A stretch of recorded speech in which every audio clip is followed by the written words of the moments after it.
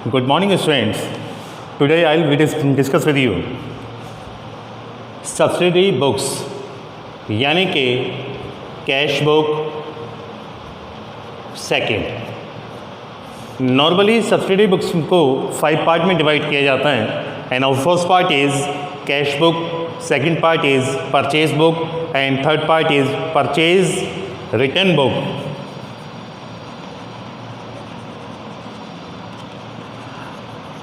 And fourth part is sales book and sales return book. Normally आपको 5 part में आपको subsidy books को division किया जाता है। यदि आप देखें तो इसमें बिल्स रिसीवेबल बुक और बिल्स पेबल बुक भी इंक्लूड की जाती है, but at the time of running वे आप केवल 5 बुक ही यहाँ पर आप स्टडी करेंगे, cash book, purchase book, purchase return book, sales return book and sales book and sales return book. Normally है क्या, सब्सिडी बुक्स में जो ट्रांजैक्शंस यूज़ किए जाते हैं at the time of commencement of business, normally running business में transactions किए जाते हैं डियर, तो उसमें आपके कैश के ट्रांजैक्शंस भी होते हैं और नॉन कैश के भी होते हैं। नॉर्मली कैश के ट्रांजैक्शंस आपने प्रीवियस चैप्टर यानी कि कैश बुक 1 में आपने स्टडी किया, जिसमें आपने कैश बुक यानी कि सिंपल कॉलम कैश बुक और डबल कॉलम कैश बुक को स्टडी किए। तो यहाँ पर कैश के ट्रांजैक्शंस तो नॉर्मली कैश बुक में आप कंसीडर कर ही लेते हैं। इसके बाद एक्सपेंस के भी बुक होती हैं जिसे आप पेटी कैश बुक कहते हैं। तो आपने यहाँ पर कैश के ट्रांजैक्शंस कैश बुक यानी कि सिंपल कॉलम और डबल कॉलम में स्टडी किए। बाकी एक्सपेंस वाले आपने जो ट्रांजैक्शंस किए वो पेटी कैश बुक में किए डियर। इसके बाद भी कुछ ट्रांजैक्शंस आपके रह जाते हैं जो आपको रिलेट करते हैं purchase book, purchase return book, sales book and sales return book. Normally होता क्या है कि ये चारों बुक जो होती हैं ये आपके क्रेडिट की होती हैं यानी कि उधार ट्रांजैक्शंस की होती हैं। भाई कैश वाले तो आपने कैश में लिख दिए, अब बाकी जो क्रेडिट ट्रांजैक्शंस हैं आप उनको परचेज बुक, परचेज रिटर्न या सेल्स बुक और सेल्स रिटर्न बुक में लिखेंगे। तो यहाँ पर जब इन चारों बुक को हम एक्सप्लेन करेंगे और आप लोगों को सिखाएंगे तो यहाँ पर हमें कुछ चीज़ें ऐसी होती हैं कि उसको ध्यान रखना बहुत ज़रूरी होता है। जैसे कि मान लीजिए परचेज बुक आप बना रहे हैं, तो परचेज बुक बनाते वक्त आपको ये देखना ज़रूरी है कि परचेज बुक में जो टर्म आपको दी गई हैं, जो ट्रांजैक्शंस आपको दी गई हैं, वो ट्रांजैक्शंस आपकी किस टाइप की हैं। जैसे मान लीजिए कि मैं ये लिखता हूँ कि in the books of Ravi stationery. यदि मान लीजिए in the books of Ravi stationers की मैं जर्नल बना रहा हूँ और उसके ट्रांजैक्शंस हैं, तो वहाँ हमें ये देखने होते हैं कि ट्रांजैक्शंस किस टाइप के हैं। तो वहाँ पर डेट बाई डेट वहाँ ट्रांजैक्शंस गिवन होंगे, तो वहाँ पे हमें ये देखना है कि क्या स्टेशनरीज को रिलेट करते हैं ट्रांजैक्शंस या नहीं। जैसे बुक्स परचेज ये रिलेट करते हैं, स्टेशनरी परचेज ये रिलेट करते हैं, रजिस्टर परचेज ये रिलेट करते हैं, बाकी और ऐसे सीरीज जो बुकीज़ होती है वो आपकी रिलेट करती है।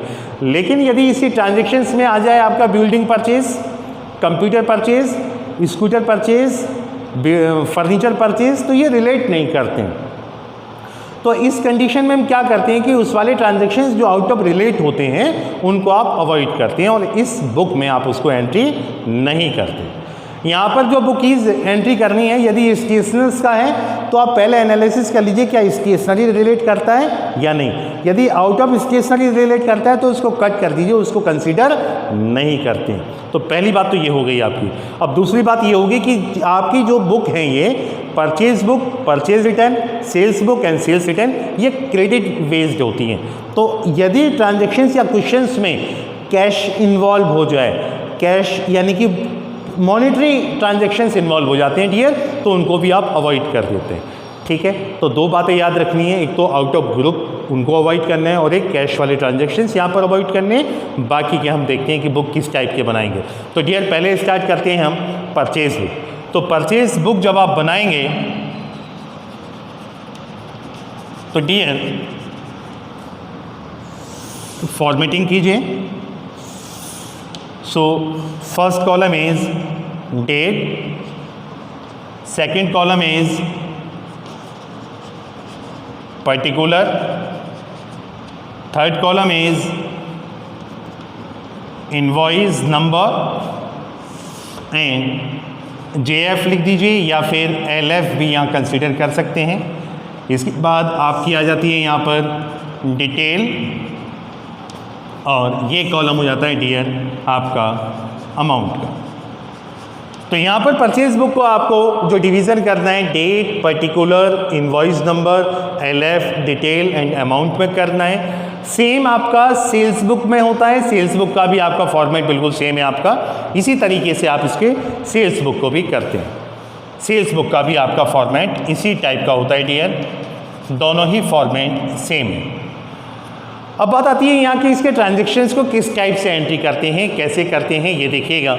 जैसे डेट आपका आ गया, डेट में आपका राम एंड को है, कंपनी का नाम आ जाता है पहले। कंपनी के नेम आने के बाद जैसे मान लीजिए कि आपकी 10 बुक्स हैं, ये डिटेल में आ गया @100। इसका मतलब ये हुआ कि 10 बुक और एक बुक का जो रेट है वो यहाँ पर 100 रुपीज़ है, तो आपका 10 × 100 = 1000 आप यहाँ पर शो करेंगे। इसके बाद 5 बुक्स आपने ली, ये अदर टाइप्स की हैं, इसकी जो एंट्री ये भी आपकी 100 रुपीज़ की हैं, तो डियर ये आपका 500 है। अब मान लीजिए इसमें आपको ट्रेड डिस्काउंट भी गिवन है, तो आप लिखेंगे लेस 10% ट्रेड डिस्काउंट। ये सारी चीज़ें जो करेंगे आप वो डिटेल में करेंगे। टोटल आपका 1500 आ गया डियर।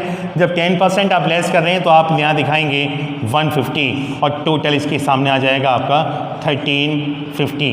तो ये एक ट्रांजेक्शन्स आपका नॉर्मली फेस हो जाता है डियर। इसी तरीके से as per the condition of question 2 transactions, 3 transactions, 4 transactions होते हैं। इसी टाइप से आप ट्रांजेक्शन डे बाई डेट करते चले जाते हैं, और जैसे ही ट्रांजेक्शन से कंप्लीट हो जाता है उसके बाद ऐसे एक अंडरलाइन ड्रॉ कर लेते हैं और इस तरीके से आप करें। जैसे ही परचेज बुक और सेल्स बुक के ट्रांजेक्शन्स कंप्लीट हो जाते हैं तो लास्ट डेट में आप लिखते हैं परचेज बुक को परचेज अकाउंट